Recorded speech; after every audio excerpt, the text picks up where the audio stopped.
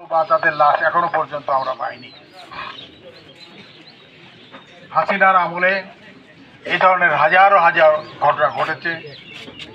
কত যে অসংখ্য মানুষকে ধরে নিয়ে গিয়ে ক্রসফায়ার দিয়ে হত্যা করেছে, আল্লাহ তাআলাই বলতে পারেন। যে স্বৈরশাসন চলেছে, যে নির্যাতন চলেছে, এই অত্যাচার নির্যাতন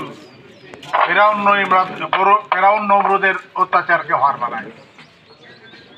তাই মানুষ দীর্ঘশ্বাস পেলে মহান আল্লাহ তাআলার কাছে বিচার চেয়েছে, আল্লাহ এই ফেরাউনের শাসন থেকে, এই নমরুদের দুঃশাসন থেকে আমাদেরকে রক্ষা করো, মুক্তি দাও। আল্লাহ তাআলা সে কথা শুনেছেন। পরিবেশ সৃষ্টি হয়েছে। আমরা 2009 সালে আওয়ামী লীগ ক্ষমতা আসার পর থেকে আমরা বিভিন্ন সময় আপনাদেরকে সাথে নিয়ে আন্দোলন করেছি। মনে আছে আপনাদের 12, 13, 14